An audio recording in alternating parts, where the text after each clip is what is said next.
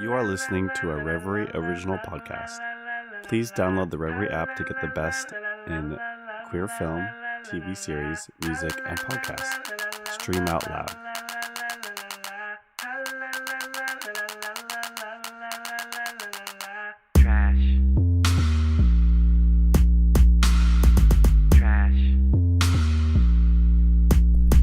Hello, everyone.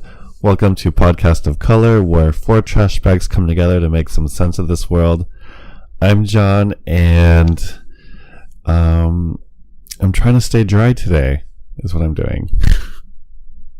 But we love the rain. Do we? Oh, I was like, what? I didn't get it. It's raining out here, yeah. It's raining in LA, so, like... That's rare for us. It's nice, because, like, I'm, like, recording in my studio, and, like... I have my window open and I can like see all the rain pouring out and stuff like that. I was debating on opening the window so I can hear it, but then y'all would hear it. So, yeah. It could be some ASMR like rain.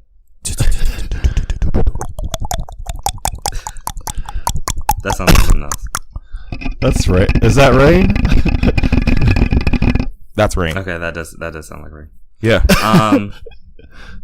Yeah. I was like yesterday. I was like with my coworker, and we were walking somewhere, and I was like, "Oh my god, I love it! Like it's January, and it's only in the 40s.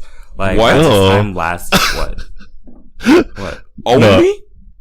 Yeah, girl. Your perception of what is cold and what is warm, girl. If it's like a smooth like 55 here, bitch. Jacket off, walking down the street, like, it's warm, it's a nice day, it's a mild day. I want to tell you New Yorkers something. Just because it's colder there doesn't mean that it's not cold here. I didn't say that. All I said was that your perception of what is cold changes. Because, for me now, if it's in the 50s, it's nice. Even if it's in the 40s at this point, it's like the fact that it's in the 40s now is nice. Because this time last year, it was in the teens. Ooh, Chile, Jesus be a space heater because absolutely the fuck not. No. Yeah. If it's in the 50s so here, I people said are all like... that yesterday, and then it was below freezing today. Oh. So what does that even feel like? To the gym. Well, if your ears are out and your hands are out, they both hurt. Oh. It's so cold that it hurts, like your body parts hurt. Oh. If you're not covered up. Yeah, trash. So you're gonna make a decision between your headphones or your earmuffs. Electric chair. You wear a hood. But trash. I don't want any of it. It can all go. Who are y'all? I'm the freezing cold hunty. I'm the anxiety-ridden hunty. Okay. And our fourth trash bag, Renee, could not be with us because he is on the end of his European tour of anti-capitalist propaganda. So we'll see. But who are you? Oh, I said I'm John and I'm dry. Oh yeah. Oh, I didn't hear you say that at all. Oh, you didn't? Oh. No. That was the first thing I said. No, I remember you saying it. I just forgot. But you're dry? Oh. Interesting. Yeah. Okay. Oh, well. Dry from the rain. So, what's the question of color this week? The question of color is, what is the craziest thing your teacher has ever done? A teacher has ever done. I want to go first. Is that okay? Yeah, like in front of us? Like in front of a class? You could have heard about it, whatever. Oh, okay. Okay. Well, yeah, if I go... Okay. So, I just want to get this out because I don't want to talk about it anymore. After this, because it's... Wow. So, when I was younger, I went to this Christian school I've mentioned before, and there was this one time where there was a dude who was listening to, I'm not going to say his name, but he was listening, actually, I'll say his first name. His name was Stanley, and he was listening to, like, rap and all that stuff. Which is literally, like, everyone does. So, we weren't allowed to listen to secular music, so what they ended up doing, to stop that was scared the shit out of us by, pretty much having him fake like he was possessed by a demon, and then he started like talking and saying this weird stuff, and it really started freaking me out to the point where like I like had to get up and like go to the bathroom, and I started like throwing up because I was like, what is happening? Like they made it seem like to be like this gigantic, terrible, crazy thing, and I was literally convinced that I was younger that like people that like drank and smoked drugs and like people that drank and smoked weed or and like listened to, I don't know, like Puff Daddy at the time, like were like had like demons on them and stuff like that. So they did this whole like fake like exorcism thing to get us to not listen to it. And the thing that the gag was, they were just like, and this is what Christians love to say, oh, this was like a demon of the airwaves. It was on the airwaves. What? And it was coming in through your ears and it was listening. And I was just like, sis, that's a lot. So I did not listen to anything but Christian music until I got to public school, other than Destiny's Child, because like, I was like, oh, it won't possess women. But like, oh my God. Yeah. So I know like nothing of like music and like, film culture for the most part, or I've had to like teach myself the stuff that I do know because I wasn't allowed to when I was younger, and that was why. So thanks, all black Christian school that like fucked me and several other black people over and started making us hate black people, and we had to unlearn it in college. You're very welcome. Thank you so much. I appreciate that. Oh my God. Thank you.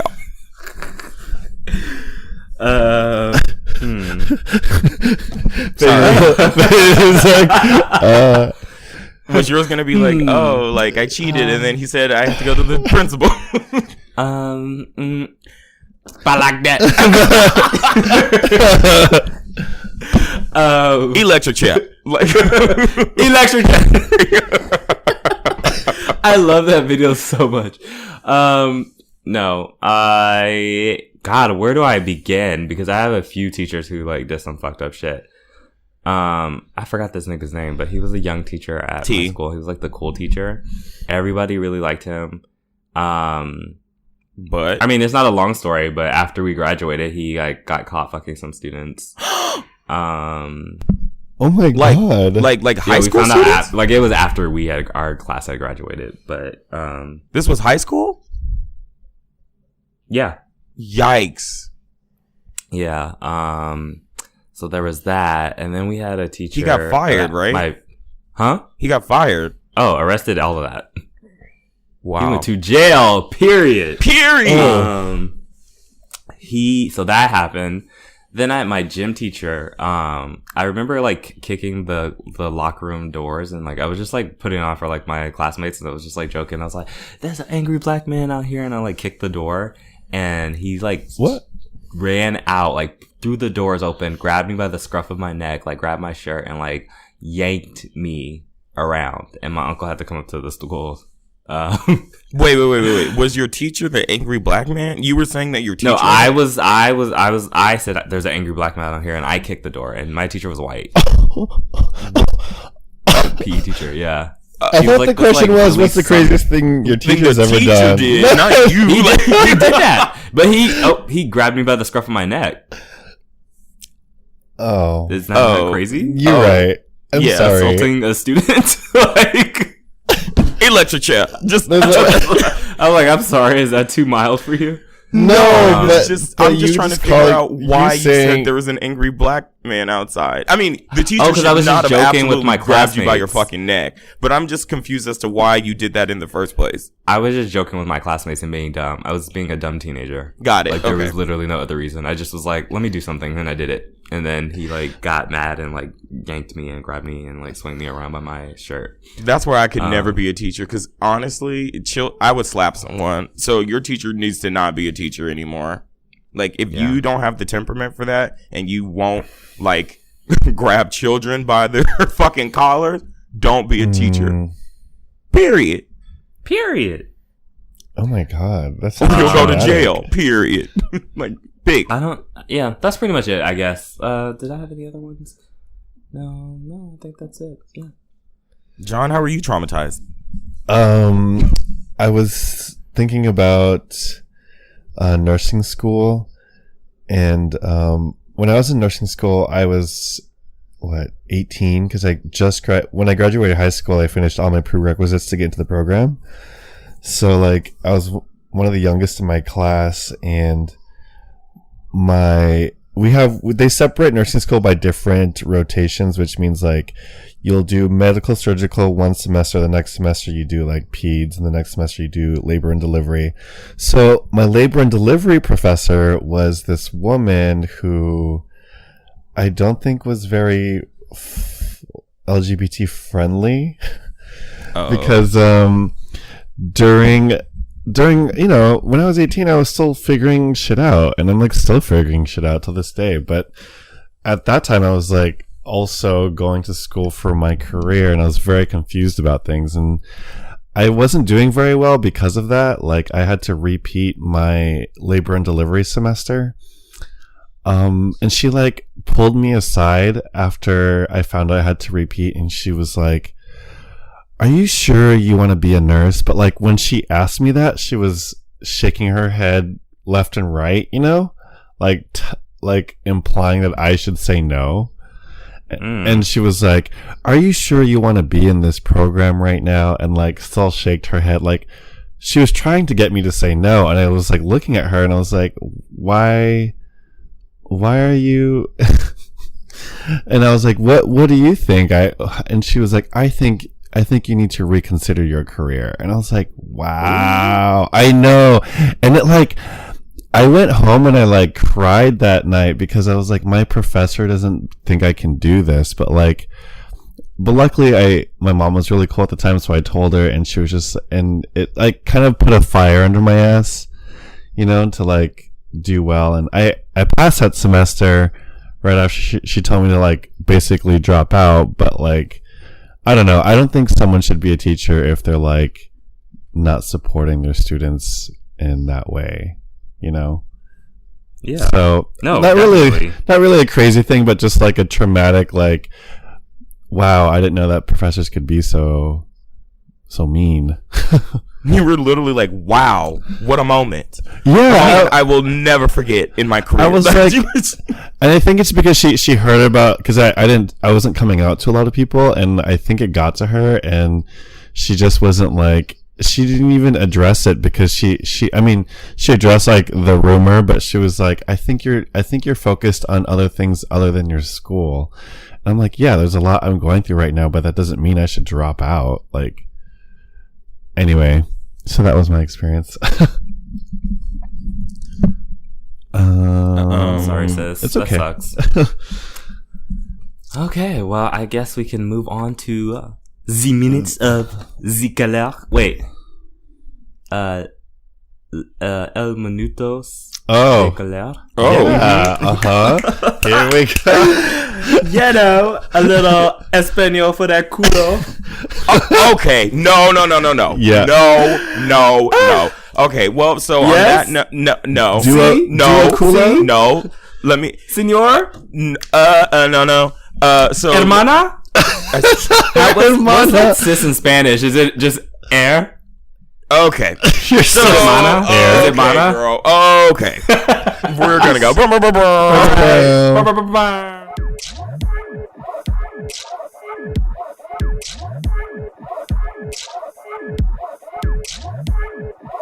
Hey guys, we're welcome back.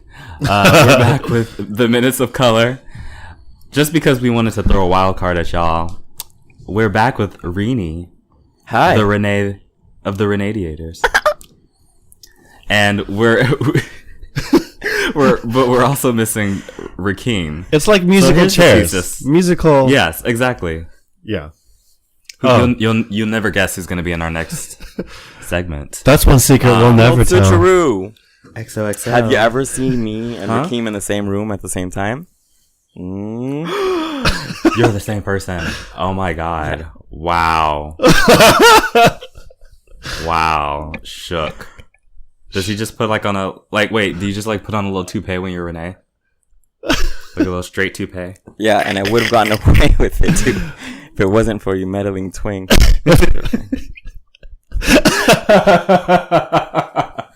Renee like puts on a lace front beard when he's recording. Lace front beard. Those are a thing now. Wait, Those are what? Have you guys not seen them? Yeah, lace front. Niggas are on lace fronts now. Men are on lace fronts now. Cancel this Minutes of Color. Let's just make this all about the lace front beard. I want to hear all about it. Lace front beards are a thing now.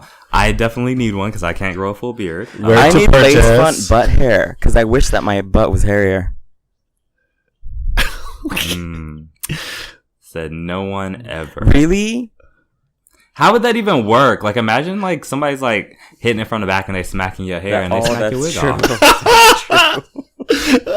Literally wig. You know? Wig.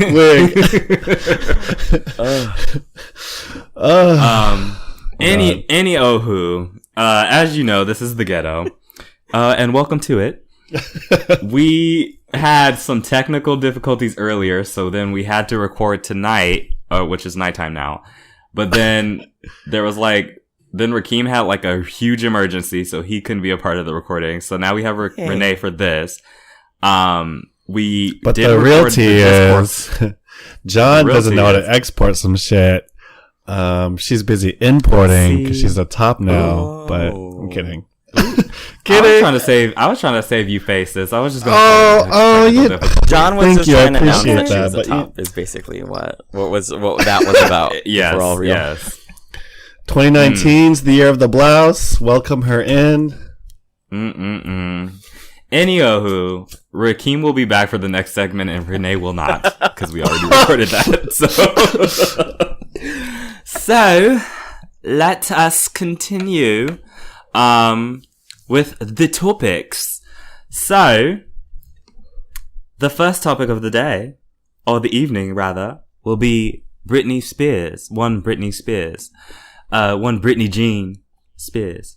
She has canceled her Vegas residency Domination because her father underwent colon surgery a couple months ago, and so he's at home recovering. And she said that she's really sad because she really wanted to do the show, but family over everything basically, and she's refunding everyone who's already bought their tickets. Wow.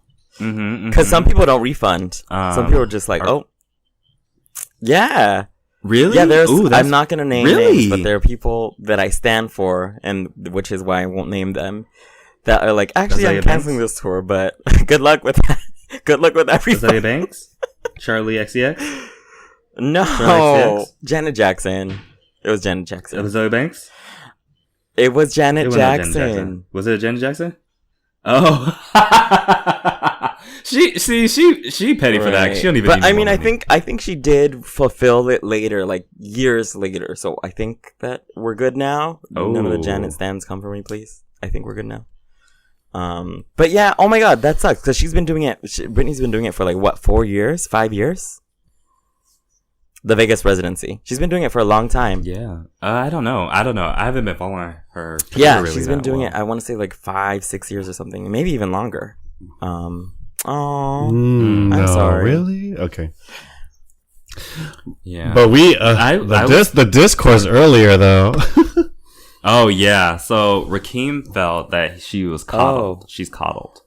And she's not given the same shit that like a lot of like black artists are given. Mm-hmm. Yeah. Which I think is valid, but well, no, I don't really have a rebuttal to that. But right, yeah, I was like, well, actually, I mean, yeah, that's unfortunately. No, that's real. What I was wondering was whether she actually even wants to perform at all anymore, right? And whether this is kind of her out for that. I think that's how that started because I was like, I wonder if they're gonna let her quit, and we was like, who? And Rakeem was talking about her knees, but I meant, oh my god, I meant her agency and her label. Like, are they gonna let her quit? Because they've been like haranguing her around since she was 15, 16 years old, and that's why I'm like, she's been through so much. Maybe this is. I don't think she's ever really had complete control over her life. No, she's never had control over her life, but she might have control over her own Instagram because that's a mess. Oh Lord! we actually looked at that earlier. I love. She's like the only artist. I think Auntie is her brand. Facebook Auntie is white Facebook minion Auntie for sure, and I'm here for it. I'm here for it. Minion auntie. You know, do you guys notice the difference between the way black people, well, I don't know about other folks of color, but the way that white people say aunt and the way black people say it, like black people say aunt and white people say aunt. I was just talking about that. I actually was just talking about that with a white. I was watching Yes! Sabrina, Murder Mysteries. I don't know what the fuck that show's called, but whatever it's called. And she keeps like aunt, Auntie Zelda, and like the nigga he's British, like he's a whole Brit, and he's over here like aunt, auntie, aunt, and I'm just like, that's so funny. Like across the board, like black people don't. They say aunt. That's interesting. They say aunt, but that's so interesting. Anyway,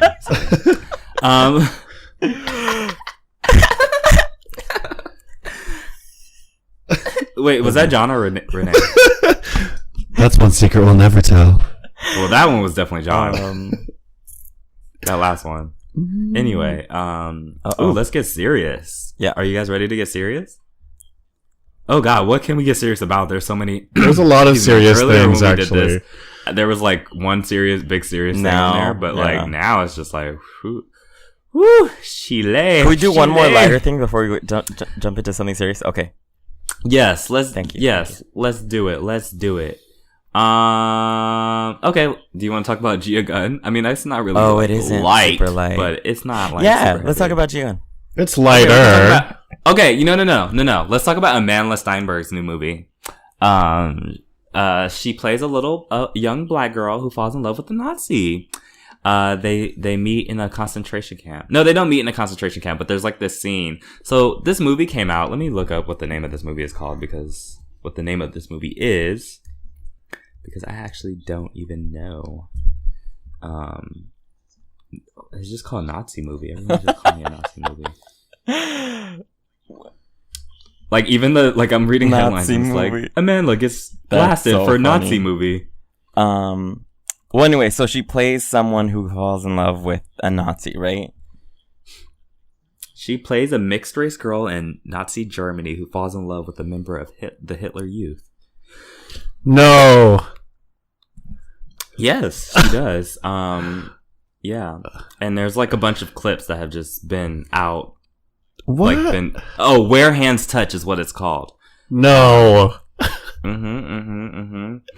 The director, what is this director's name? Lord Jesus, Where Hands Touch. Let me Google that. How do they do this so quickly on the read? Okay, sorry. Yes. So Where Hand? What? Where Hand? That's like, I don't know. Sorry, there's clips that have been released. Or I think people just were seeing it and were posting clips on Twitter. Ama Asante. So she's brought you such films as Belle, which I loved, but like in hindsight, I don't think that it was actually that good. I think I'm just someone who really loves period dramas. So you put like someone with in a period drama, and I said, like, what? Like just put a black person in some petticoats, and I'm there. I mean, I'm all for a Romeo and Juliet too, but this is a different kind of Romeo and Juliet. Yeah. But there's a clip where they're like, I guess they like separated or whatever. I don't know how they found each other, but they separate from each other, and they because find of each other in a racism. concentration camp. Well, yes, because they're in Nazi Germany. That's called segregation. He said they find each other in a concentration camp, and he's wearing his Nazi uniform, and she's like in her like prison like stripes, and she they like catch each other's eyes, and then like they run to each other in this concentration camp, and it was like supposed to be like a romantic scene. There's another scene where he's talking about listening to jazz music, and he calls it jazz music, and she's like, nigger music. Like she says it in this really weird accent. Like nigger music. Is that what they call it? And it was like, sis, no, he just called it jazz music. That's what it's called. It just was like, these clips are just weird. They're bizarre. And it's just wild to think that somebody like a whole host of people worked on this film and made it possible, and no one thought like maybe not. I can't believe the gag of all gags. Their pronouns are yeah. I can't believe they didn't like. They don't, yeah. They're going through with it. Like, that check must be good. I don't know. Like, did you need a new Birkin bag or something? Well, it's weird because it's like, I think from what I've heard, it's just kind of like humanizing the Nazi, and it's just kind of like this very liberal idea of like, oh, you know, both sides are human, and if we just understood each other or whatever, but it's just like one side wants to exterminate a whole group of people. So it's just kind of what's going on. I don't know. Yikes! There's no real like balance here. I just like the fact that people are continuously doing this. I'm just like, Lord Jesus, sis. Like, I get it. Like, swirl life, y'all love it. You know, swirl life, live your life. There's nothing wrong with that. But a Nazi? Does it have to come to this? Does it have to be a Nazi? A Nazi. Does it? A Nazi? As Hank Hill's father says on King of the Hill. Have you guys watched King of the Hill? I am such a Bobby When I was Hill. like 4. Who are you? Wow. She was like, I'm young, first of all. Just so everybody knows. First of all, I just rewatched all of it on Hulu and it's amazing. I love the way that Peggy Hill's like, what? Oh, no, go ahead. Go. What? Go. I was just gonna say, I love the way that Peggy Hill's like Espinal. Yes. Oh That's my how she God. pronounces Oh, it. yeah. She's like Espinal. She's like Buenos. No, that's not a good one because that sounds like how it's spelled. What did she say? She's like, I am so I don't know. estúpido. She always just like, Jesus. yeah, she always like really pronounce like it's just hard American accent. Anyway, just like, I guess we have to get into the dark shade. Wait, did we have we talked about Roma at all in past episodes? We have not. Can I talk about it a We can little definitely bit? talk about it if you want. I haven't seen it. Okay. Yeah, go off. Well, I won't ruin it. And ¿Cómo se dice go off? go off. I don't know. I don't know. So basically, Roma, I believe that the director Cuarón won an award for best director, the Golden Globes, and which is amazing. And it's like, I believe. Oh, did he? Yeah. I was hearing about how Roma had been snubbed. I didn't know that. No, I'm pretty sure he will. Here, let me just double check. But anyways, let me just say, so it's a great movie. He's actually one of my absolute favorite directors. Like he directed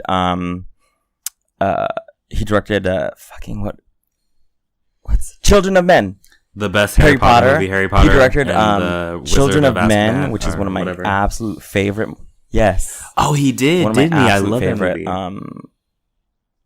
Absolute favorite movies ever. But it's interesting though because it's like, so it's basically from the point of view of a middle class white Mexican family in the 70s and their domestic worker. So it's very like, it's like I think it's bringing up an important question, and it's bringing up like these important topics, but it's still very limited, and it makes sense that like the film is in black and white, because it's just kind of like, and then apart from the film being black and white, the cinematography is very kind of, we don't get any close-ups on people's faces really, like it's just kind of far, and like the cameras just stay in one certain space.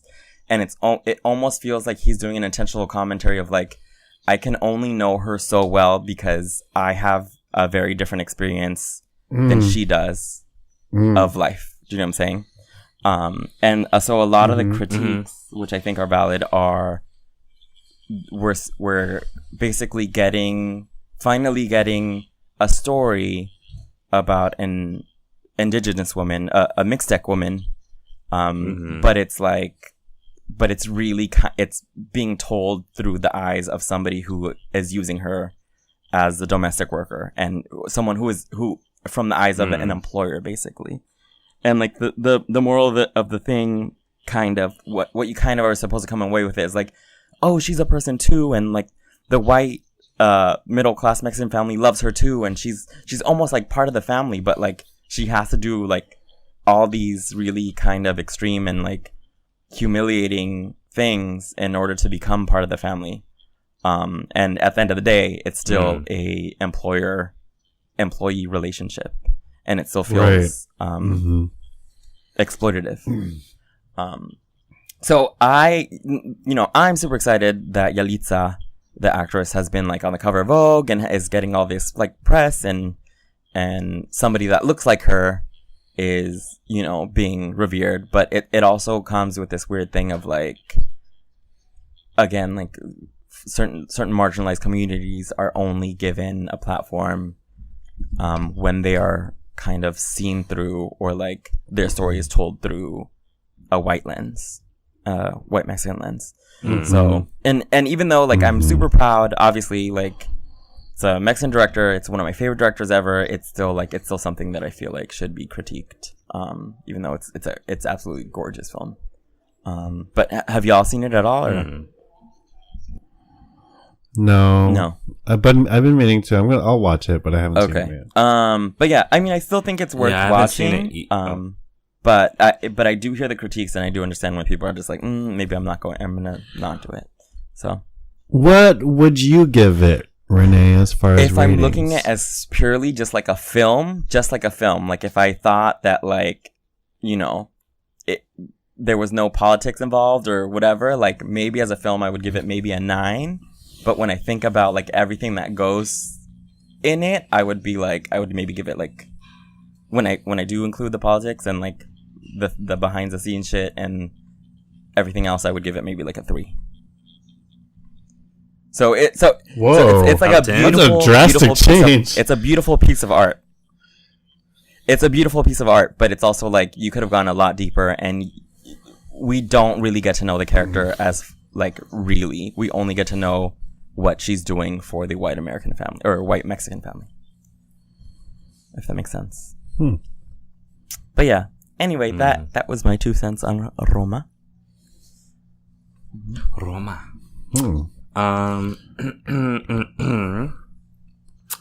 So have any of you seen If Beale Street Could Talk? I want to so bad. I want to, but I am currently very broke. But I want to. I love the movie. I love the movie, but I just had dinner with Miss Ian, and she did not. And she had she said she felt like, I forgot. Let me not say it because I don't remember exactly what her words were, and I don't want to put that out there. But she has some issues with it, which I did not see, and I cannot wait to discuss with her because we didn't get to actually talk about it because I didn't bring it up until the end. But yeah, yeah, that's so interesting that it's just funny people can have 2 different experiences watching a movie. But one of my things that I really loved about it, I was called into question when she kind of called into question tonight, and I was like, oh fuck, yeah, I didn't think about that. Anyway, Ed Buck, who is a Democratic donor who lives in West Hollywood, what? Oh, nothing. I thought you were going to say some more about the movie, and then the transition was like... Oh, I'm sorry. Yes, that was maybe jarring. Yeah, so we're moving on. Ed Buck. So if you are not familiar with that name, male escort died in his house 17 months ago. Yeah, we did an episode on... we mentioned it. Yeah, so he was a young black gay man. He overdosed in Ed Buck's house, and it came out from a lot of other gay black escorts that this man Ed Buck has a fetish for drugging gay black men specifically, and then doing whatever. He got this guy addicted to drugs, and the what is his name? Because they just in this article literally just called him male escort. Oh no! Yeah, I forgot his name. Moore. Okay, Moore is all I'm getting. Jamel Moore. There we go. Jamel Moore. Jamel wrote in his journal that Ed Buck had gotten him addicted to meth. So a lot of other sex workers have come forward to say that this is something that he's done in the past, And tonight, another young black gay man was found dead in his apartment, in the same apartment that Jamel Moore was found in. That's crazy. Yeah. So oh my god. The lawyer is claiming that this is a longtime friend. What? They haven't revealed the guy's age or name. So I mean, I think I said young, and I'm probably assuming that.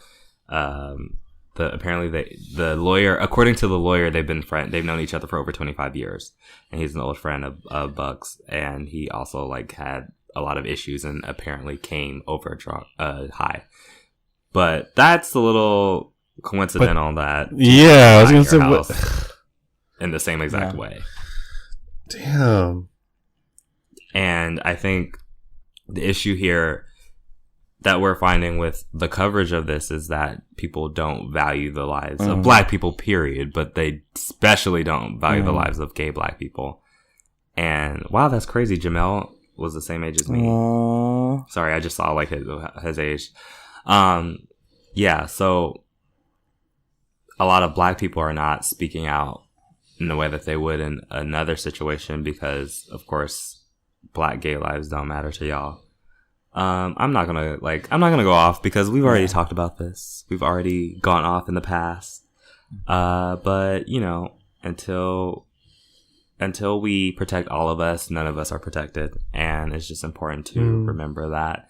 It's important to put pressure on the police force and on the law, basically, to do what needs to be done in this situation. This man should be arrested, and this should be heavily investigated. And yeah, I don't know what else to say about that. Yeah, I think he has been given leeway and he's been protected because he's in with the Democrats.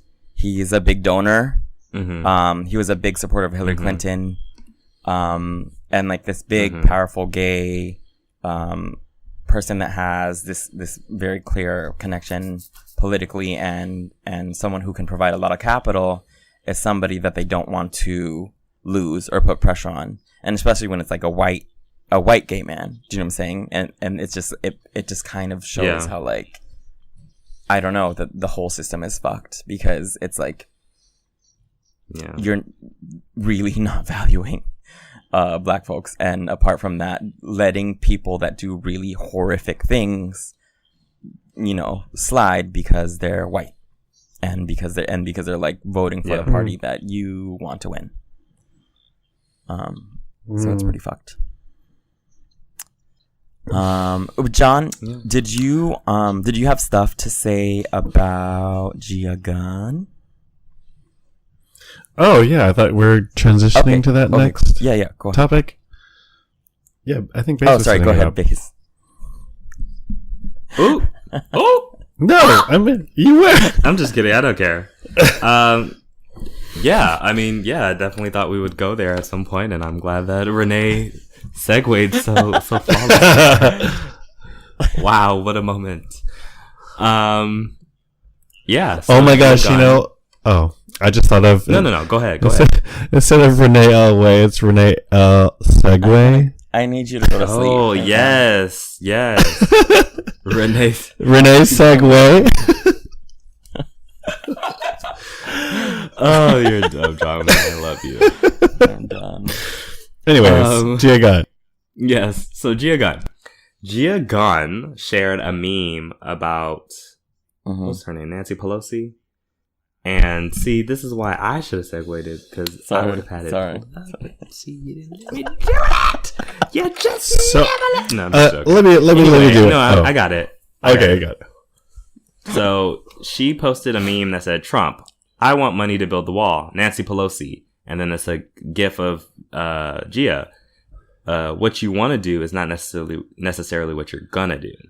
Yeah. And she caption this with, "Don't even know who Nancy is because I hate politics, but chances are y'all will get a kick out of this." Now, the whites lost their minds in the comments, dragged the fuck out of her, called her all kinds of names, called her privileged, which was really funny because the majority of these people dragging her were like gay white men. And it was just a lot. It was very much a lot to see. Courtney Act jumped in the mix. There were other drag queens. I don't know if they're like, I don't know like who they are, their names and stuff, but I know that there were other people that were involved and were coming for her and some other people that were her peers.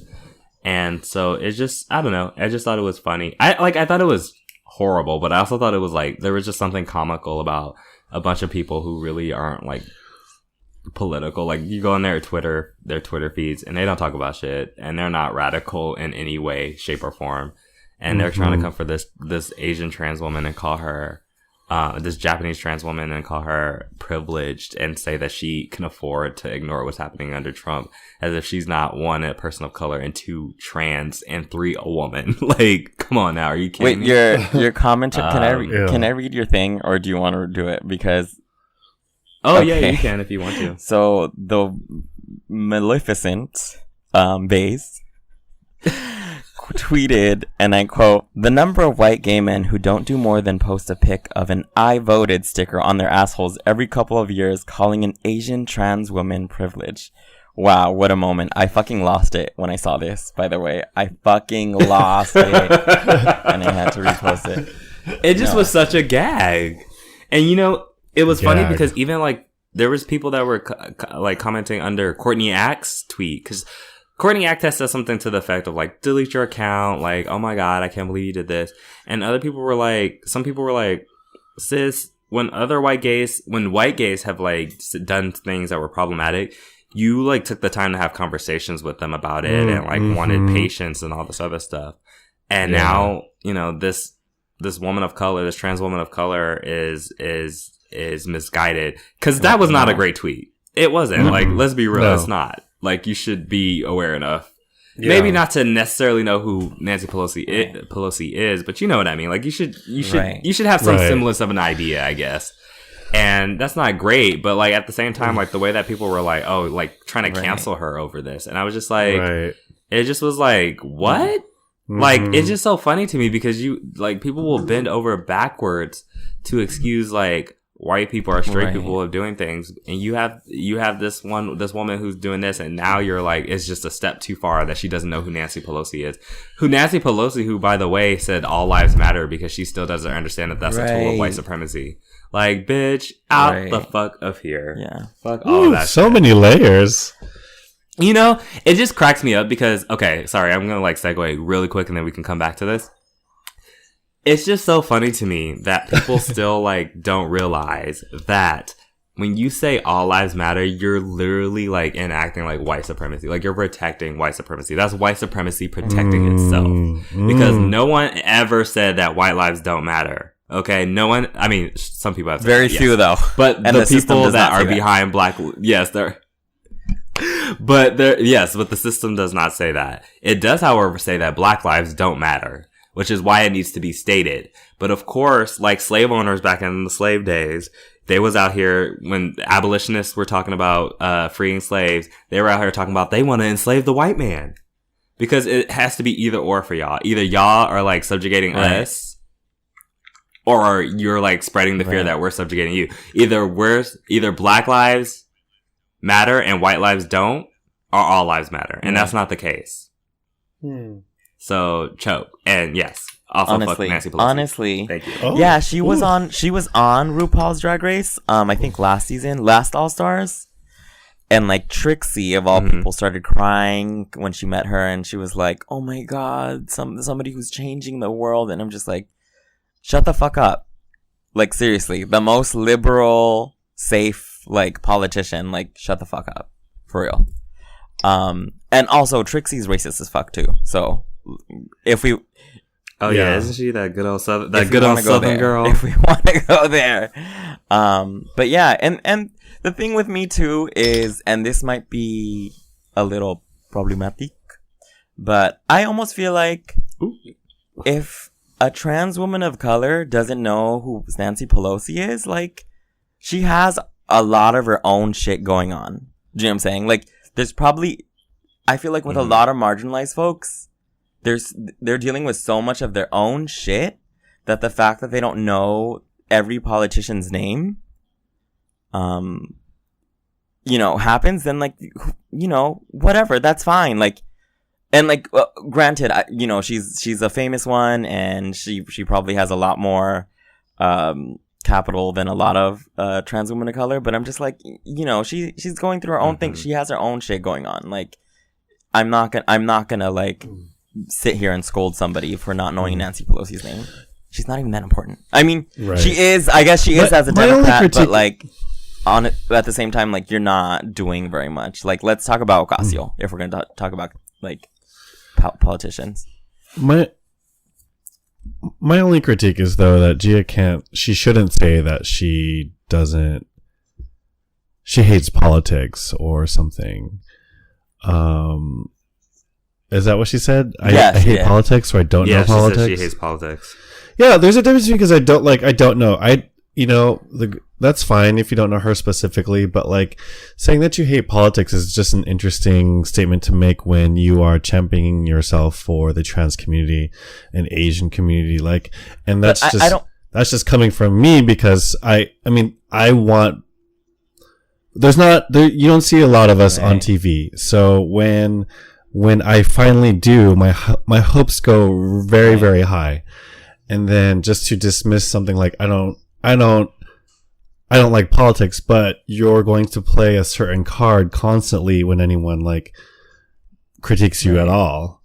Like, any critique that she gets, she plays a specific card, and I'm just like, come on, you can't do that every time and then say that you're not into politics. Like, that's not very, you can't separate the two. And I don't know that she meant like, I don't know when people say like, I hate politics, they mean like, I don't get involved in anything like political or social justice oriented, because it is a very political thing for her to say like, for her to say trans women belong on RuPaul's Drag Race, and for her to say like, I have a place on RuPaul's Drag Race. That's very political, right? Right. But I think the way that sometimes people understand politics is like the personal and like, the struggle of marginalized versus like, naming whoever, like specific politicians in Washington, or in government. So I think that maybe, I do think that she's still a very political person. Though obviously, she has her issues, given the stuff that was going on the show and the stuff that she has said. But yeah, I mean, I would say like, I would say that one specific thing is the one thing that gave me pause. But, like, the fact that she's calling herself an activist, I would say, like, like, maybe be a little bit more aware of what's going on in the world and stuff. However, I feel that, like, to be an out and proud trans woman is sort of a political thing in and of itself. Like, and is sort of radical in and of itself. Yeah. Because then it's not necessarily action, but like, unfortunately, we live in a world where people like hate that, and people kill people because they are that. And so I think for someone to like live their life and be happy and be seen publicly, like, I feel like that is a political act. So like, I think that, and I'm also of the belief that white people should not be checking people of color for their fatigue with for sure. Like, I just think that energy could be better put towards your racist family members and your own actions. Like, already by trying to check a person of color, you're already doing something fucked up. You're already enacting historical shit. Because it's like, and it's also like, what are you doing? That's always my question, because it's like, people put these really high standards, place these really high standards for people of color, but like, what are you doing?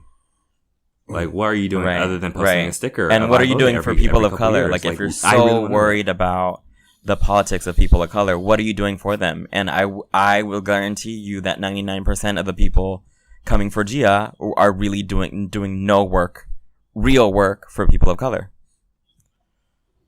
And let's talk about, and since y'all stand Nancy Pelosi so much, what is she doing for us? Yes.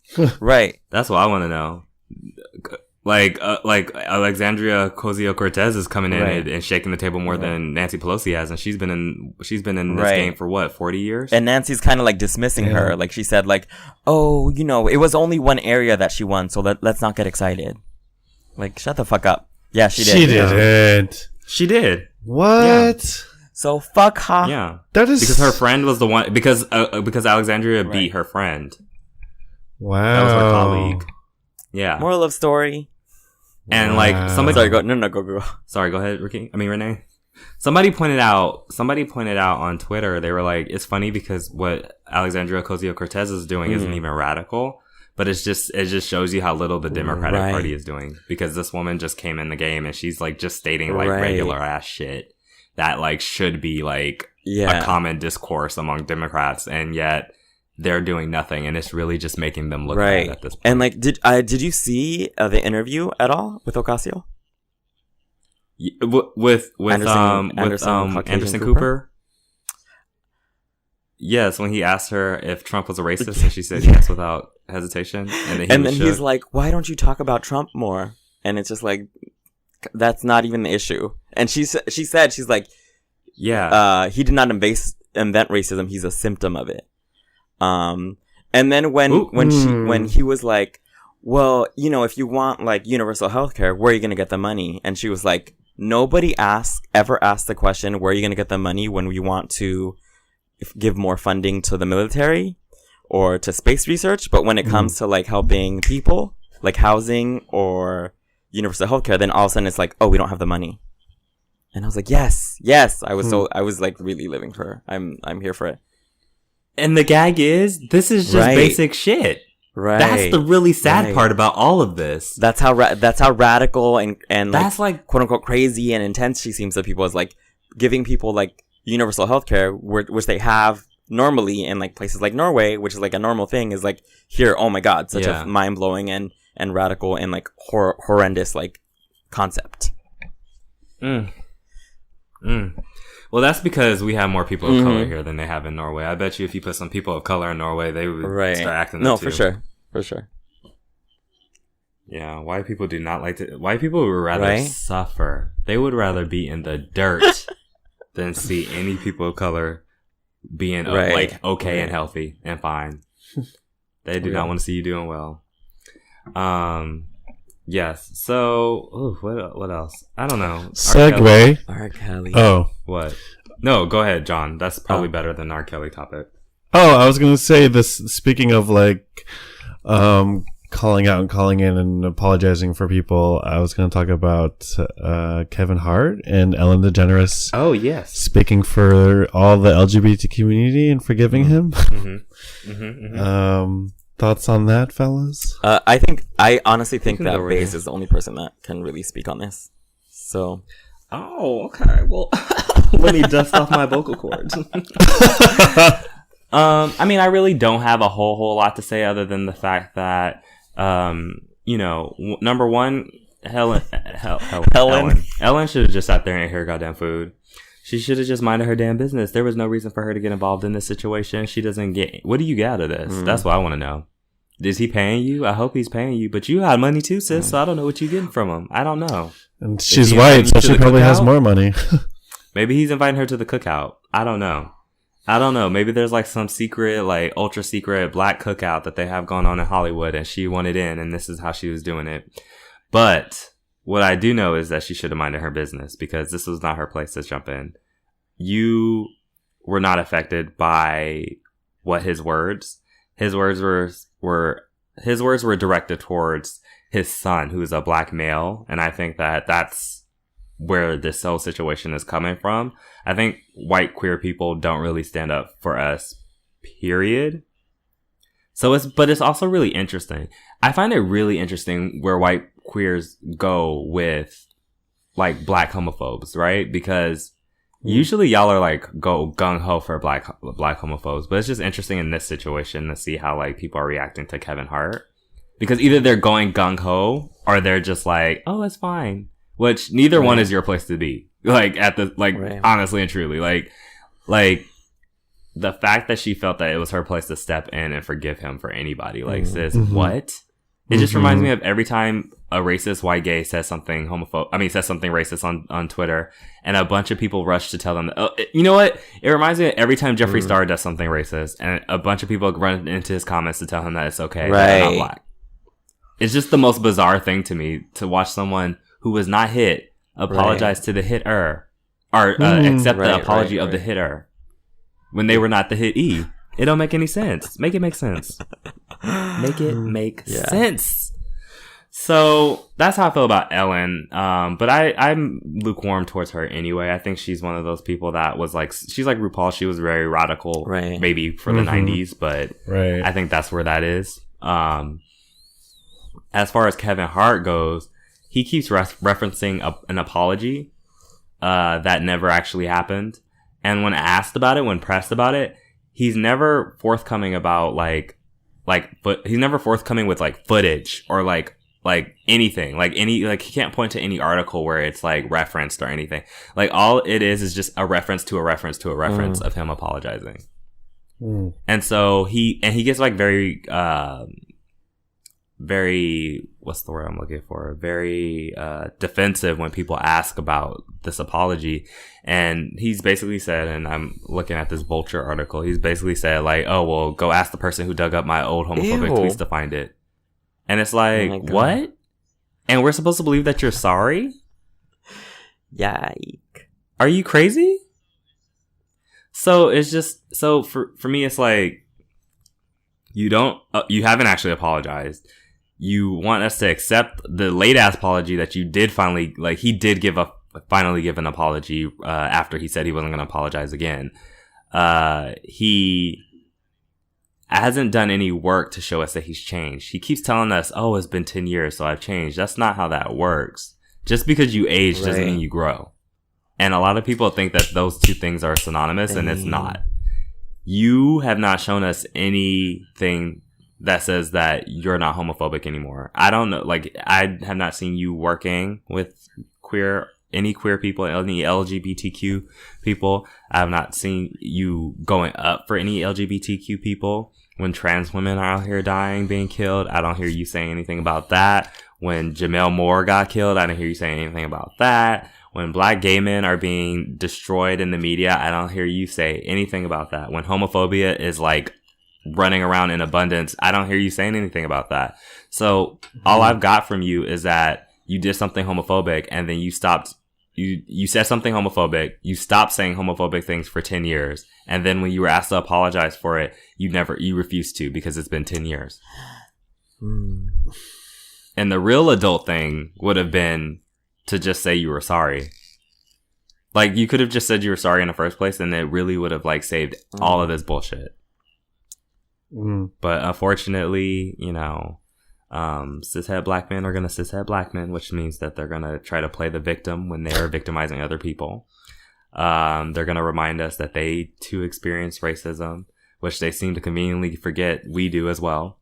They're going to point to conspiracy theories. They're going to point to the system, but they're never going to look within themselves, and they're never going to challenge their own ideas. And that's actual growth. So, he can choke as far as I'm concerned. And I don't really watch the Oscars, so I really don't care whether he actually hosts them or not. I won't be, viewing that. But, I hope, just for petty reasons, I hope he doesn't get to. And that's all I have to say about that. Also, Ellen, just a bunch of those 90s radicals, not even radical, but just like, different enough to be counted as radical. 90s, like, really should have just stayed in the 90s. And that's that on that. I just want to say I'm super happy that Centoya Brown has been granted clemency. Yes. Finally, and it sucks. Like, she had to. She issued a statement, and it like sucks that, like, it's still like people are still the politicians are still like, oh well, she's very apologetic. She realizes that she should have never done this and it's just like she was being trafficked and she was a fucking kid and she was defending herself. Like a 16-year-old girl who was being trafficked, and one of the men that like quote unquote hired her was abusing her and threatening her life. She killed him out of fear, and she's been in jail since then. She's 30 years old now, so she's been in jail for the past 14 years. And they finally decided that, hey, maybe this woman should not be in jail. Maybe a traffic victim shouldn't be in jail for killing someone who had no business being in a room with her anyway. Right. Yeah. So, I mean, she's still being punished. It's still going to take a while before she's out, and then she's going to still have to be under parole. She still lost 14 years of her life. Yeah, like, goddamn. But I'm absolutely glad she's out, because she had, I believe, like 50 something years of life before this happened. So she would have been quite older once she was released. Yeah. So I'm glad that's at least she has a chance to like still be young. Like she's not like Yeah. She's getting out. She's gonna be 30. She's almost finishing her bachelor's. Oh, I didn't know that. Yeah. Ooh. I'm so proud. I'm so happy. Oh, somebody better fucking hire her. She needs a job. Right. Yeah. Wow. But yeah. So are we all out of time now? I think we could talk about what. We can be quick. Ooh. Yeah. Ooh, she said. Ooh. Huh? Wait, what? Quick. I said we can be quick. What? Did y'all watch? So, we all know we didn't, but did you watch the R. Kelly thing, Renee? I did not. But I have been hearing a lot about it, and I've like seen and read a lot about it for sure. No. Yeah, my coworkers were talking about it today. I'm just like, everyone's watching it. It's been interesting because a lot of people who refuse to talk about it are talking about it now. You got Tank, who used to support R. Kelly, came out and like a loss for words. Just came out against him.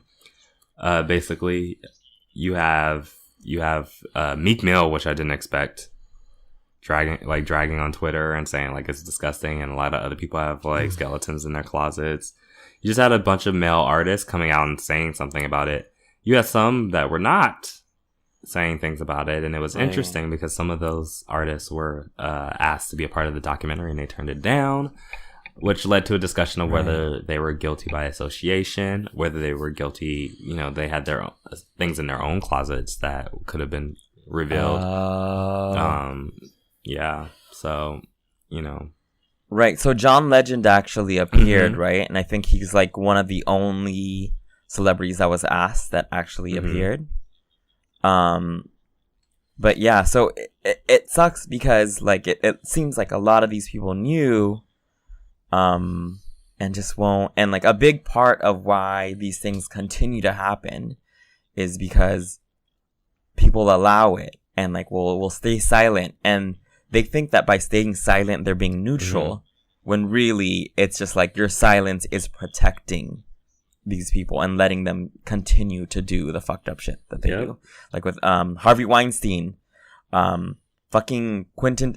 It was funny because I think I was watching, I think it was a clip of the Golden Globes, and it was like, it said something like, some of us chose to stay silent, and they put the camera on Quentin Tarantino.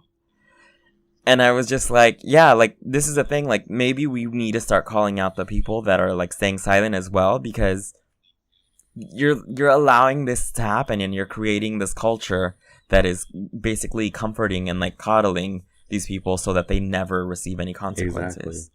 Exactly. I think it was Dream Hampton, and he said he asked Dave Chappelle, Erykah Badu, Lil Kim, Mary J. Blige, and Jay-Z to be part of the documentary, as well as Questlove, and they all turned it down. And Questlove tried to be like, he tried to like save face on Twitter. He was like, oh yeah, they wanted me to like go down memory lane, and I didn't want to talk about all the good times because that was all I had to contribute.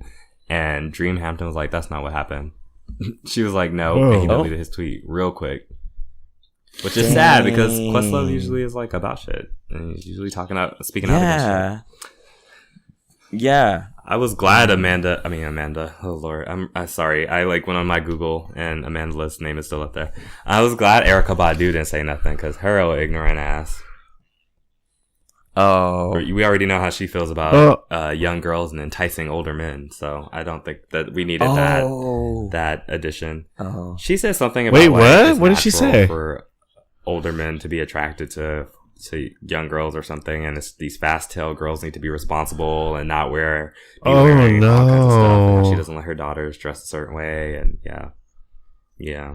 Oh, it was ugly. Oh no. Mm-hmm. But yeah, no, I'm very glad that the people that like are staying silent are being named, because I think it is important to like for them to feel like, oh shit, and for people to feel like, don't allow this. Like, if you know something and you have enough power to say something, then do it.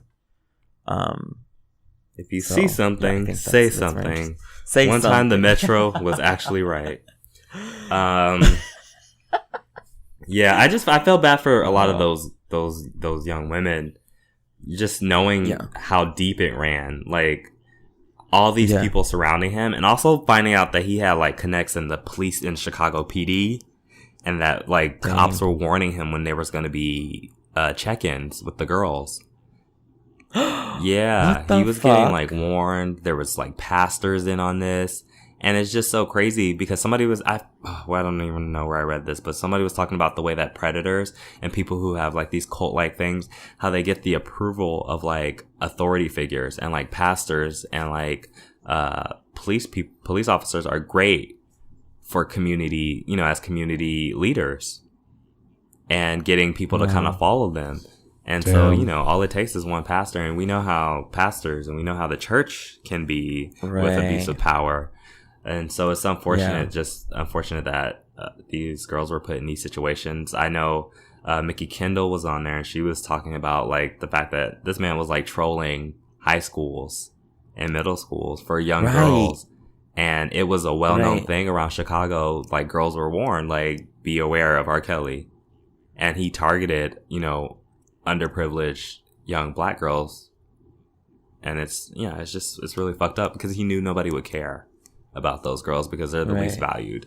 And it's interesting because Chance the Rapper actually admitted that he didn't care because he had subconsciously devalued the stories of these girls because they were black girls. They were young, poor black girls.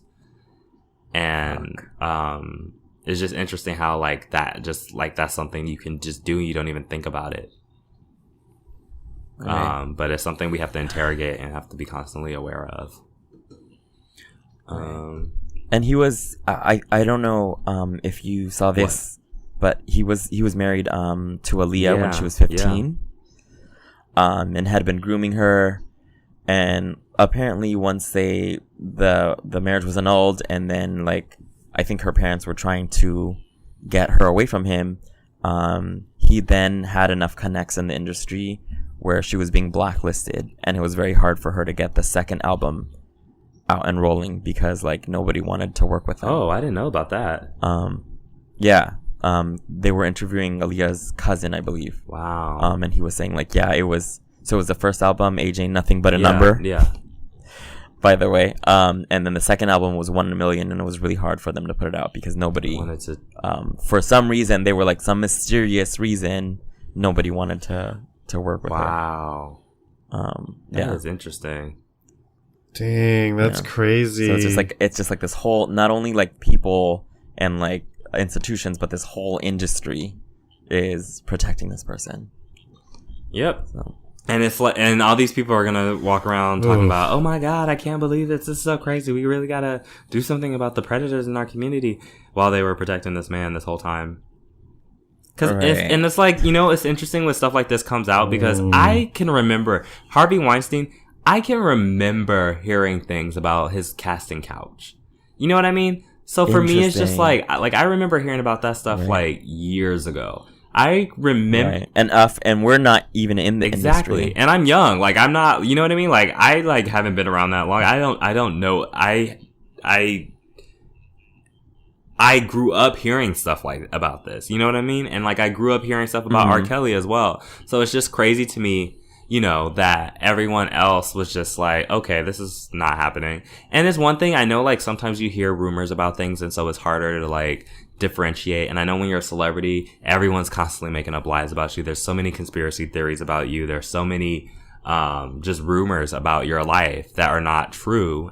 And I know that probably like colors the way that you interact with people, but like y'all saw what he was doing. Like this was like obvious. Like this was obvious to the point that people had to be warned. Little girls in Chicago had to be warned. Like that is wild to me. That's absolutely wild. Yeah. Anyway, do we have any like good stuff real quick that we can just shout out? Yeah, Elizabeth Warren's running for president. We're gonna have our first Native American president. Yay! No. Oh, she's Native American? She claims that she is, but yeah, she's. Oh my god! I'm sorry. I'm really drugged out on the pain meds right now, and I was so confused as I was saying yay. I was like, oh, I thought you were just being sarcastic. I thought you were just being sarcastic. Wow. What a moment. I was like, yes. So anyway, yeah, I don't know. Anything like positive? Let me like scroll the Twitter. The Twitter. Oh my god. There were 2 Native American I had some news to talk congresswomen, about, but it wasn't positive. that were sworn in. So there's that. Yes. HBO dropped a new Game of Thrones teaser that I need to watch after we finish recording. There's also a new white woman problems teaser. What's that show called? Pretty Little Lies? Pretty Liars? Is it coming back? Pretty Little Lies is coming back? Big Little Lies. There you go. Yeah. Is it coming back? Okay, first of all, it does not need a second season. It doesn't. It finished perfectly. It really doesn't. If you think for a second that I'm not going to sit up there and watch Meryl Streep drink wine for, 12 episodes on a beach? I'm watching that shit, okay? Yep. I love me some white women and wine. Watching white women drink wine is like one of my favorite things to do. I really didn't know this. I didn't know this. Renee was like, sis, there's this show. It's called Pretty Little Lies. And it's just a bunch of white women doing things. You know, we all know these white women in California because this is like very common. Yeah. And he was like, yeah, but like they're actually really entertaining. I was like, white women drinking wine on like their beachfront houses? No, I'm okay. Right, I'm good. Right. And I resisted it. And then I sat down and I watched it. And I was like, bitch. Susan. Right? Susan. There's I was like, Susan. Helen. Girl. Okay, I put my wig on, put my blonde wig on. Okay. I put on my ball gown skirt with the button up white shirt, you know, the one they always be wearing. And they leave the top few buttons out. Okay, I got my Labrador out. My Labradoodle. I'm mad. Bitch, yes. I put on some yoga pants under that ball gown. Right. I did some hot yoga. There's something so soothing. I mean, infuriating, but once I was in enough episodes, it was like, it became like, oh wow, like you're really just entitled to be this relaxed and rich right now. Let me pretend. I became transracial. Let me pretend for a moment. I became transracial. That I'll ever be able to be on that level. We will be. Look, I believe in us. We will all. Once this podcast, we will all be upper class white women someday. If we really believe hard enough, we can all be that. We can all. This is America. First of all, let's start there. This is America, and we can be anything that we want to be. If we want to be some wine drinking ass white ladies on a beach, okay, with our 2.5 kids. Yeah. Exactly. If you manifest it, it will happen. By the end of 2019, I will be a rich white woman. Thank you. All right, y'all. Okay. So this was cute. This was real cute. This is real pretty, but we actually have to dip. So we will see y'all next week. Just so y'all know, it is 12:25. This is dedication. This is love. Okay, we love y'all. We love y'all. We do. We appreciate y'all. Yes. Okay. Thank you. And Rakeem, say hi to Rakeem for me in the Discord. All right. We'll see y'all right. I'm like sending off like this is like, oh, and actually, follow us on. No, yes. We will be back. with the discoursin. Wait, Renee, you have to do the Lilo and Stitch.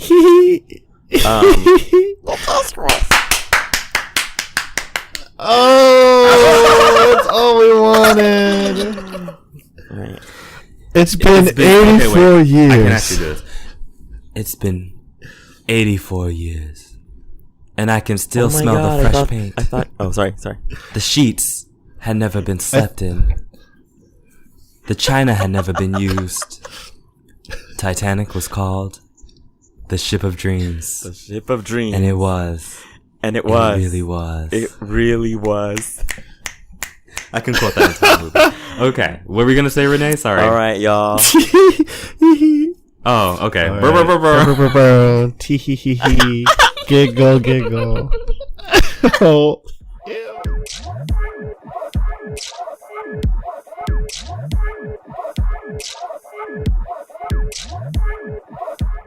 What is up? Okay, so we're just over here discoursing, talking about. That was for Renee.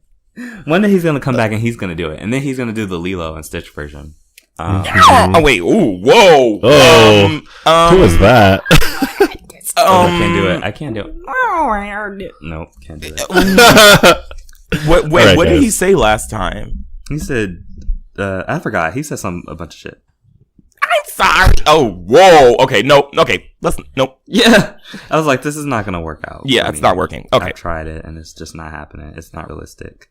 So, anyways, the discourse for this week is about work relationships. I think that a lot of people approach their work relationships very differently. I noticed that when I go to work, I kind of like go with the intention of, I'm here to work. We can have a good time while we're here, but I don't need to know none of you niggas outside of here. Period. But I feel like that's kind of shifting for me right now. So I just want to ask you guys, like, what is your approach to work and work friends? And have you ever gotten too close to a coworker? Woo!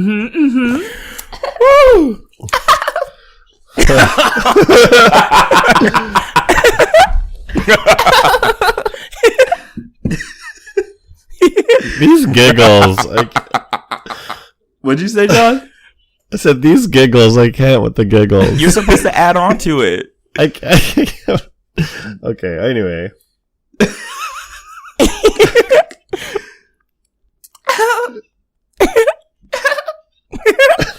Stop it, you guys. No one wants to. This is not even a discourse. Go, John, go. We were speaking white girl. Oh, okay. Girl, I was saying Baze needs to call the police because there's a black man outside my window. That's what it means. That's when you're nervous, yeah. I was being you in grade school, Baze. Ooh. Okay. I don't feel dragged. Oh. Anyway, who's gonna go first? I thought John sounded like he was ready to go first. Yeah, I'll go first. So I actually made a rule this time around.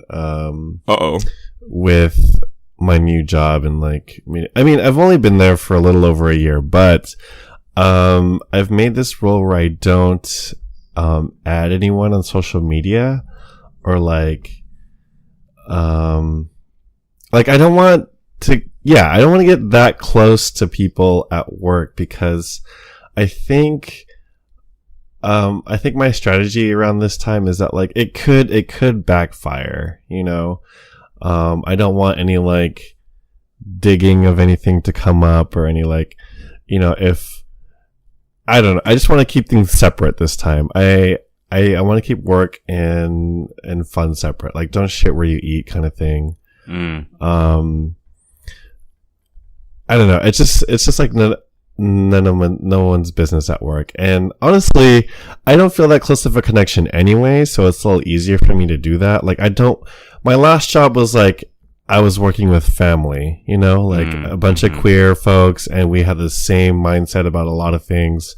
And now it's just even though I promised myself I wouldn't shrink myself this year, I'm shrinking myself a little bit at work on the daily, because I'm just like, I can't even make the same jokes I want to do. It's like it's not the same, you know. The camaraderie is different, and so making this decision to keep work and play separate is kind of easy for me.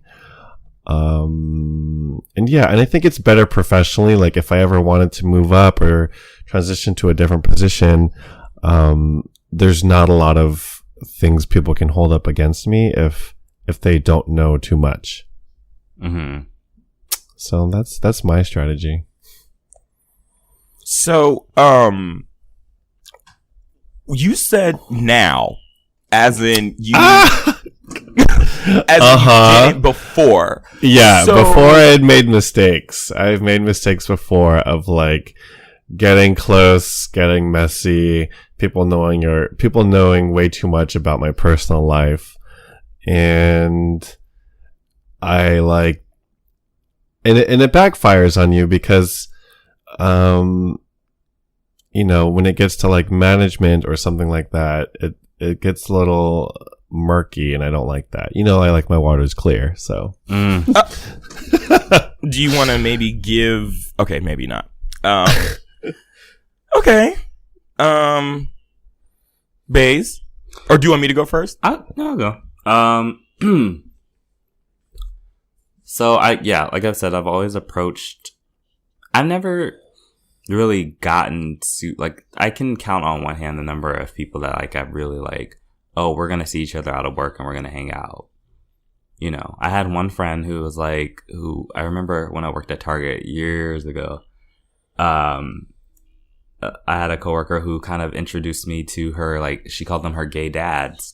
And they were just this gay couple in Long Beach this older gay couple in Long Beach that like kind of took her in. They were her found family. And so she kind of like brought me over to their house and I had dinner with them, and like she took me around and like introduced me to like that, more of that scene when I was still like figuring out who I was. And so that was really great for me, because I didn't know anything. I didn't know any gay people. So that was like I think one of my first introductions to that world, I guess.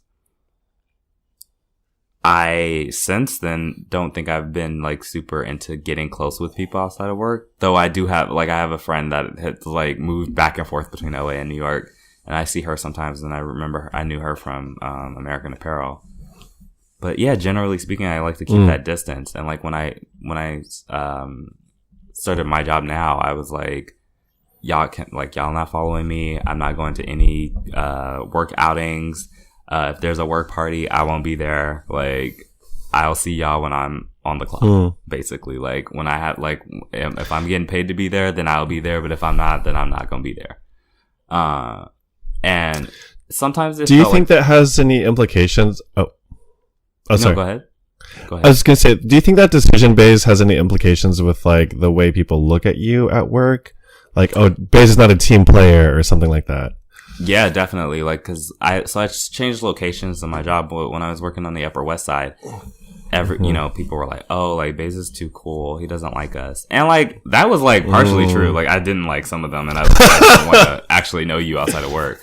But some of the people I did like, and I was just like, I like you guys, but I like you guys at work. Like, I don't know that I want to necessarily know you outside of that. And there's nothing wrong with you. It's just, you know, we're great. We're a great team. We're great when we work together, but we don't need to know each other in every aspect of our lives. But yeah, people definitely looked at it like, oh, like, well, Baze is not coming to this. And like, it was like this thing. And I noticed that they were getting close in a way that I was not close with them. Like, the energy of the store was different. They had like a rapport that I didn't have with them because they were seeing each other outside of work and I wasn't. So I guess that was true in that regard. And then like the higher ups were kind of like looking at it like, you know, oh, like, I don't think I was punished for it or anything, but definitely I think maybe if I was like not going to like work events and stuff, like they were probably getting a little closer to the other employees. But at my location now, it's interesting because I'm like, oh, I want to, like, some of these people, I'm like, I actually want to know you. But I feel like I think it's just the people, you know, it's not, don't think I've changed in any regard. Like, there's still people at my job that I would not hang out with outside of work. And one of my coworkers actually is like gotten like super close. And I'm gonna talk shit about him because even if he heard this, I wouldn't give a fuck. He's this white gay. He's from Colorado. I won't say his name. I'll be nice enough for that. But he does drag, and what?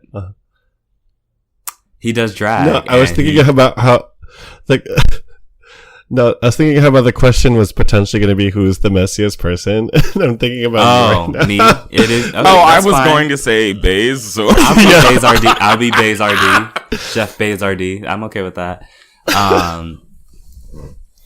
I immediately met him and he was like touching me and was like already making comments, and then like he followed me without my permission, which like obviously you can do, but like I didn't like that because I was like, you're like now crossing boundaries. Because then also the next day he was like, oh wow, I didn't know you were hiding all that under those clothes. Like that was what he said to me. I was like, sis, we're at work. Like, I will call HR on you in a hot second. Please don't do this.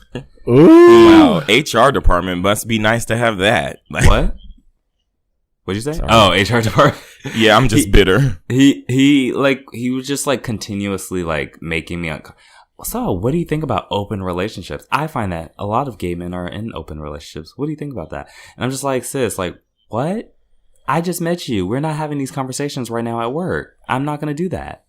I'm very open and I will talk about a lot of things, and I'm very nasty as well. I will talk about sexual things, but I can't just do that off the bat. Like, I don't know you like that. We're not going to do that. We're going to keep it nice and clean. Maybe we'll get to know each other and then we'll get to that point. But he never let it get to that point. And so like at work, like I was like at work, like if I don't have to talk to him about work related things, I won't talk to him about it. But that's a situation where he's getting too close. I asked if you guys were ever getting too close. That was a situation where he was getting too close, and he like, he stopped like being as like familiar with me, but I'm past the point of like even wanting to interact with him anymore because he's like made such a horrible first impression and second and third impression on me that I really couldn't get into it. Damn. But I've also seen it where like people were like hooking up with like higher ups, and it's interesting to see, has that something like that ever happened to you guys, or do you want to share that?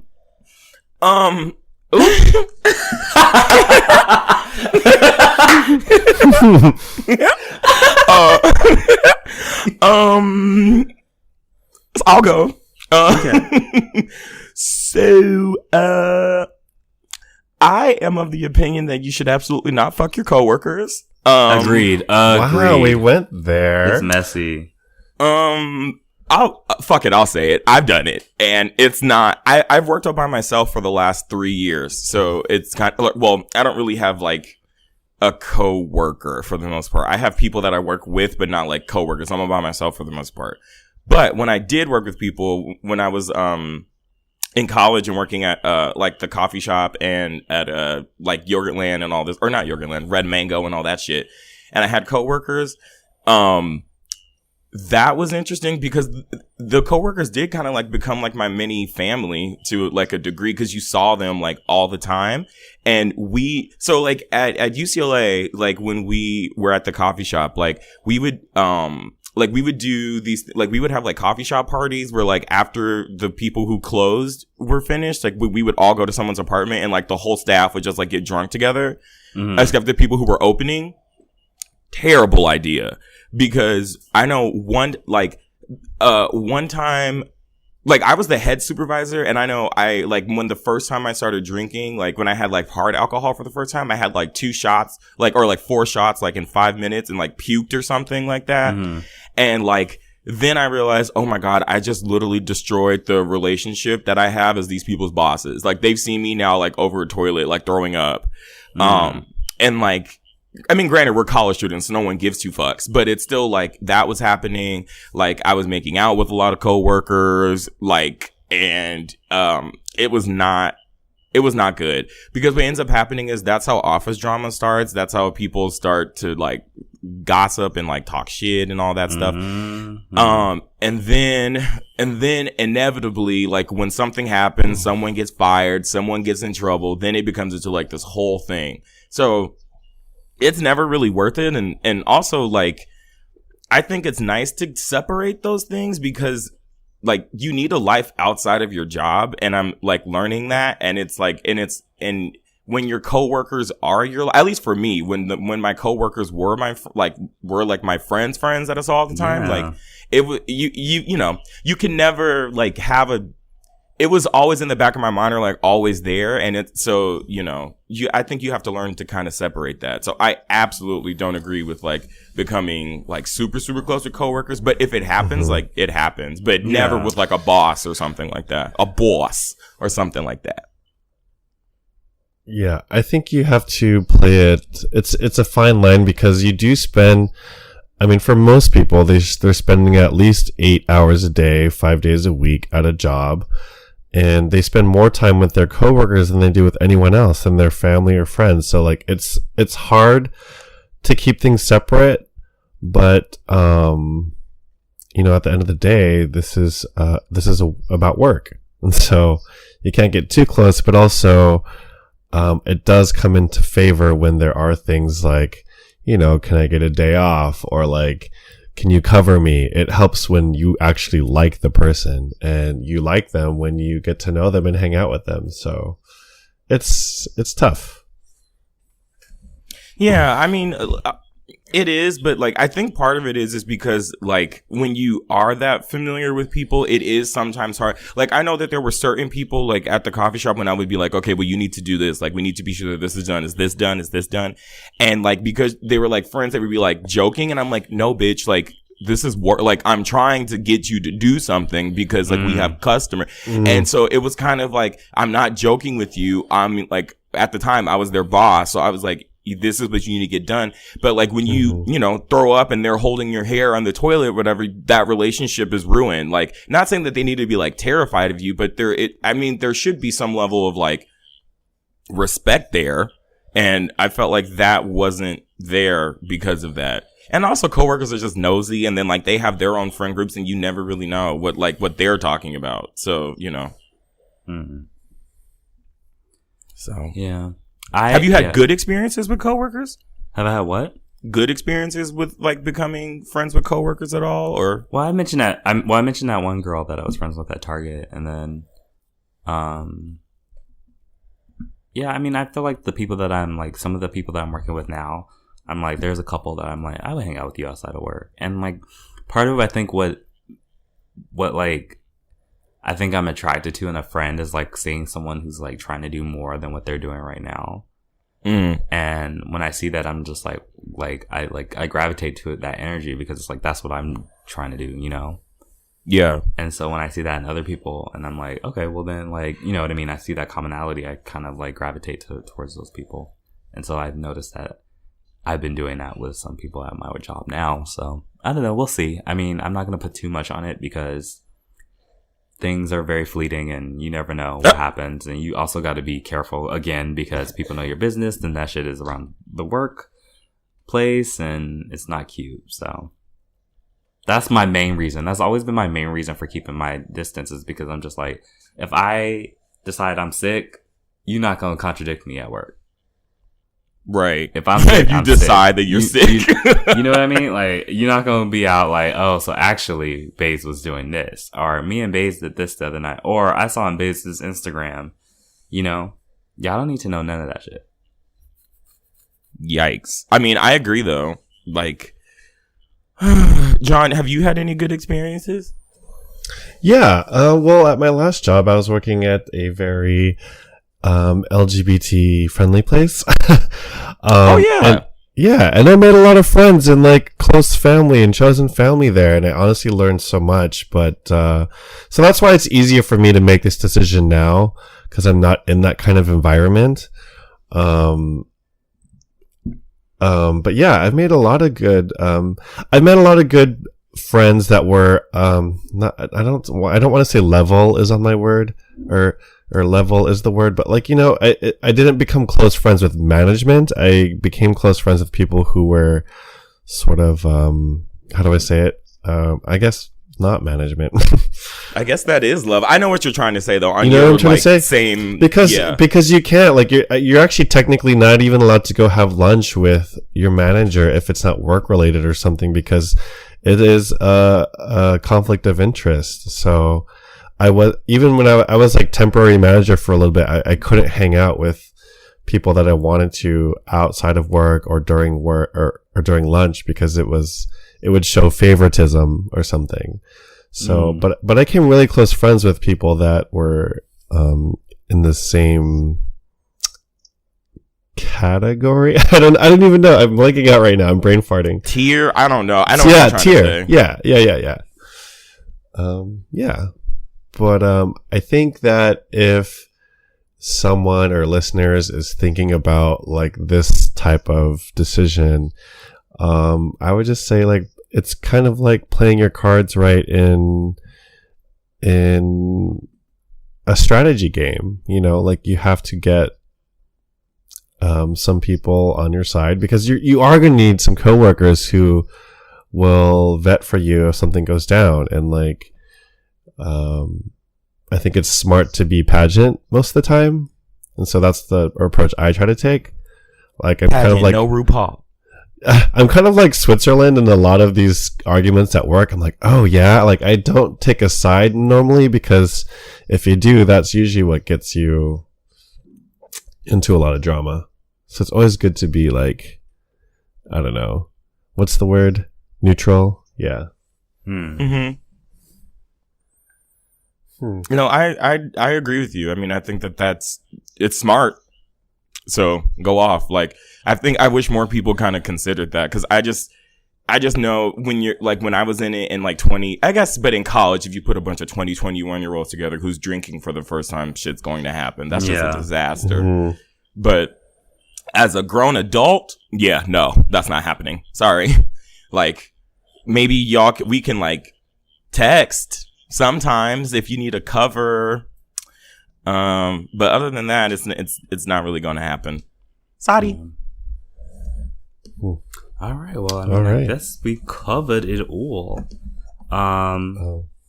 Shall we do a letter, or do we need to dip? Yeah, let's do a letter. Okay.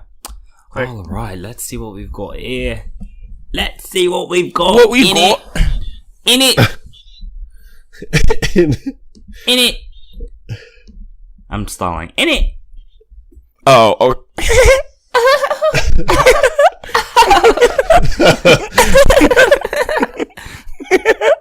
John, we can't end this episode without you giggling. I can't do it like that. I can't. Not on command. But you can do You can do other things on command, but not that. Okay.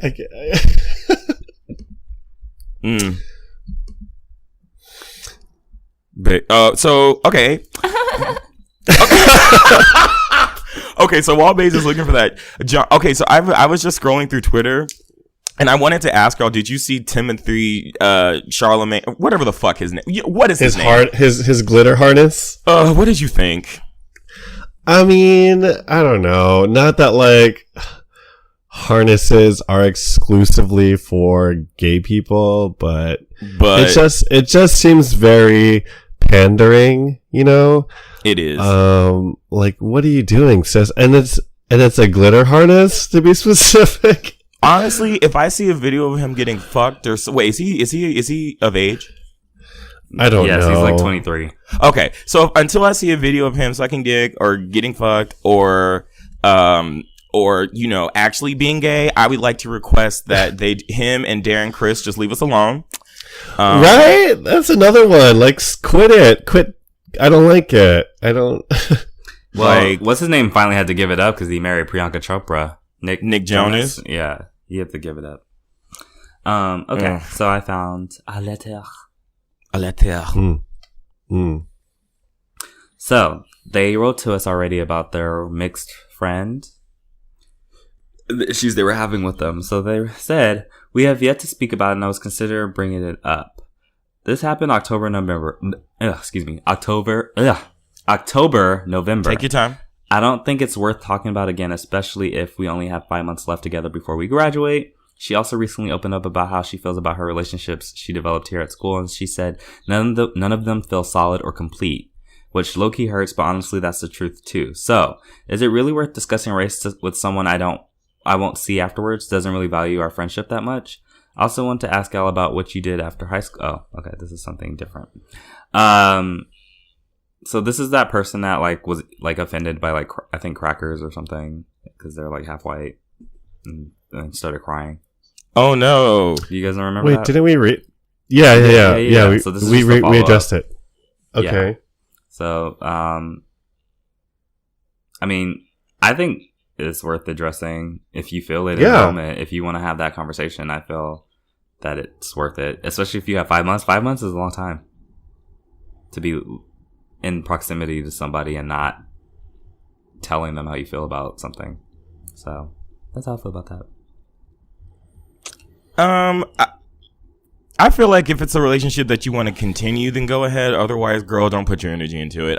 I don't know. It's just kind of like, I'm just at a point where if you need to like get it off your chest to like relieve yourself, then like go off. But like otherwise, if I'm not gonna like just, I guess if you have to see the person, sure. But otherwise, there's no point. Like, okay.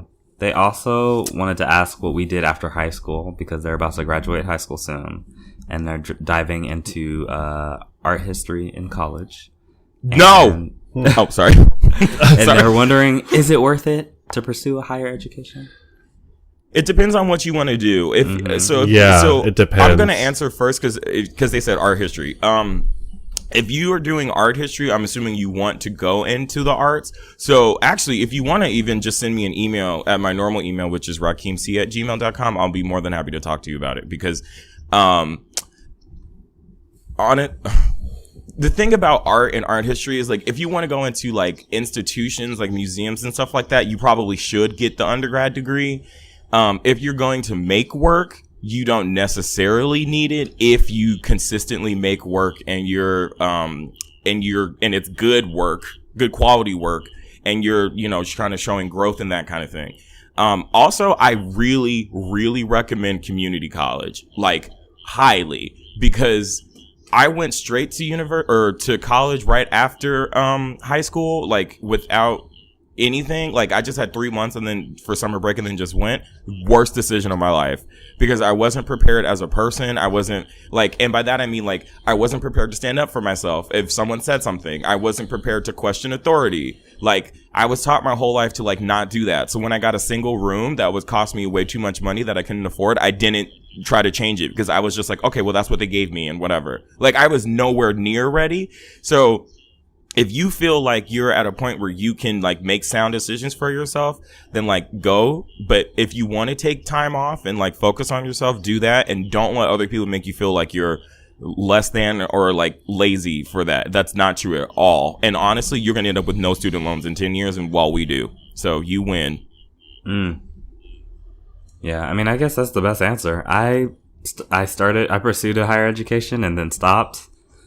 And I don't regret it at all because, like I said, a lot of the people that pursued higher education are doing the same shit I'm doing, so. Mm-hmm. And are struggling just as much as I am, so. And sometimes worse. Yeah. Yes. That part. So. I think, yeah, it depends like Rakeem said, depends what you're going for and depends. I would definitely research into what the qualifications and criteria are because the answer is a little different for me. I wish I would have continued higher education because now, at least in the medical field, like in the hospital, it's harder to move around for different opportunities if you don't have a certain degree, or certification. And I regret not going back to school sooner. But that's just me. Like some people never want to go into higher management or different levels. And if that's okay, then, then that's okay too. So, They also asked, sorry, one last question. They also asked, about I'm gonna start charging for these damn questions. I'm kidding. They also asked about like activism and playing the game and how they're tired of respectability politics. If they feel like they would be able to get more done if they just said what they felt and meant plainly and stated it instead of just like going around about and trying to do things nicely. But what does that mean? Like, because that can either mean I want to be a racist or I'm tired of having to like think about what what does that mean? Well, they're not white. I don't believe. No, I know, but it's like, are they saying like, I don't understand like what that means. Like when you like, I kind of think I get what you mean, but I would need more.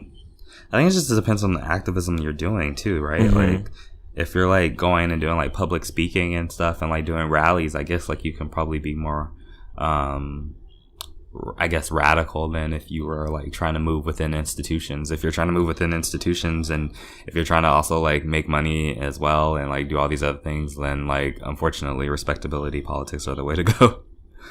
Yeah, girl, you might have to. Yeah, like I mean, you can still shake the table up a bit, but you can't just like come out like being you can't just like start a conversation. So like, how are we going to dismantle white supremacy today?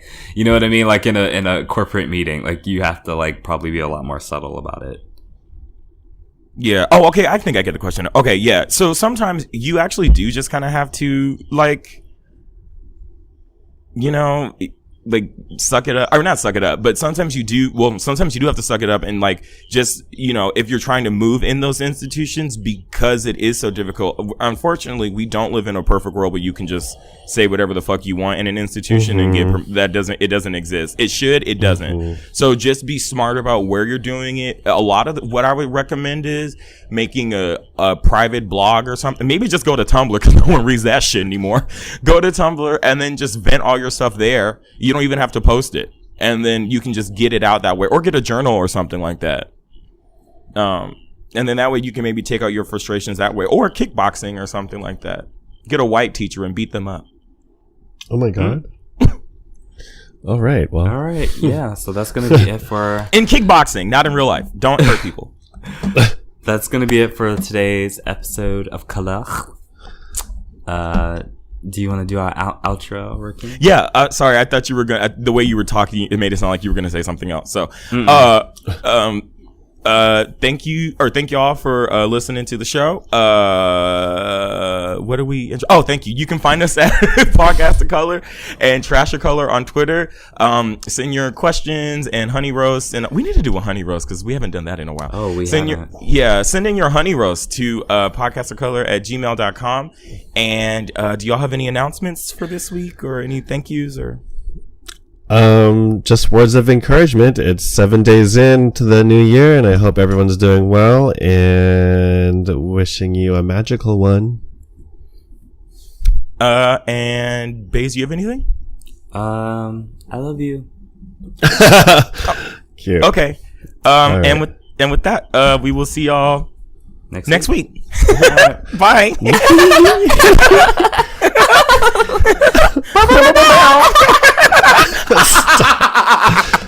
This podcast is executively produced by Aaliyah J. Daniels, LaShawn McGee, Damian Pelliccioni, Christopher Rodriguez, John Kagandahan, Keem Cunningham, Baze White, and Renee Hernandez.